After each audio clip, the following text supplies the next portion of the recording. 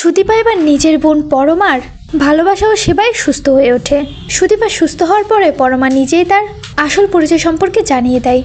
এই সম্পূর্ণ এপিসোডটি দেখতে হলে এক্ষুনি আমাদের চ্যানেলটিতে সাবস্ক্রাইব করে সাথে থাকুন আমাদের। পরমার মা বারবার তাকে সুদীপার সেবা করায় বাধা দিলেও পরমা কারো কথাই শোনে না।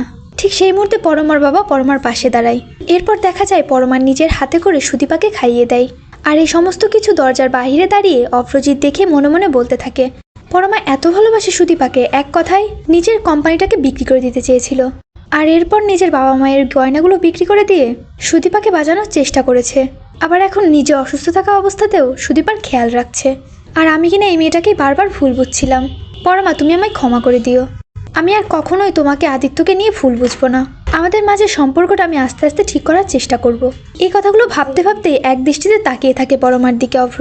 এরপরেই দেখা যায় পরমা সুদীপাকে ওষুধ খাইয়ে দিয়ে যখনই রুম থেকে বের হতে যাবে তখনই অভ্র জিৎকে দেখে বলে ওঠে, কি অভ্র তুমি এখানে?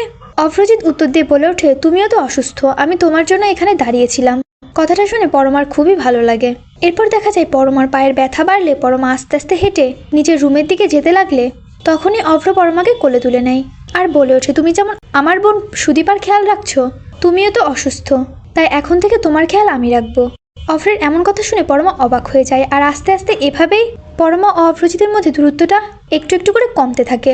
কেটে যায় বেশ কয়েকটা দিন। এরপরে দেখানো হয় পরমার সেবায় সুদীপা সুস্থ হয়ে উঠেছে অনেকটা। পরমা সুদীপাকে খাইয়ে সেখান থেকে যেতে লাগলে তখনই সুদীপা রেসপন্স করে ওঠে, যা দেখে তো পরমা ভীষণ খুশি হয়ে যায় আর সঙ্গে সঙ্গে সুদীপাকে জড়িয়ে ধরে। সুদীপাও পরমাকে জড়িয়ে ধরে অঝরে কাঁদতে থাকে। এরপরে দেখতে পাই আমরা পরমা সুদীপাকে বলে ওঠে, সুদীপা তুমি অনাথ নও, তোমার পরিবার সম্পর্কে আমি জানতে পেরে গেছি, তুমি হচ্ছে সেনগুপ্ত পরিবারের মেয়ে। পরমার এমন কথা শুনে সুদীপা তো প্রচণ্ড অবাক হয়ে যায়। এরপর দেখা যায় পরমা সমস্ত ডকুমেন্ট নিয়ে এসে সুদীপাকে দেখায়। আর সুদীপাও সেই ডকুমেন্টগুলো দেখে বুঝতে পেরে যায় যে সে সেনগুপ্ত পরিবারের মেয়ে। তো ভিউয়ার্স, আমরা যদি এমনটাই দেখতে পাই অনুরাগের ছোঁয়া ধারাবাহিকের নতুন পর্বগুলোতে, তাহলে সেটা দেখতে তোমাদের ঠিক কেমন লাগবে জানিয়ে দাও কমেন্ট করে তোমাদের মতামতটি। আর চ্যানেলে নতুন হয়ে থাকলে অবশ্যই চ্যানেলটি সাবস্ক্রাইব করতে ভুলো না।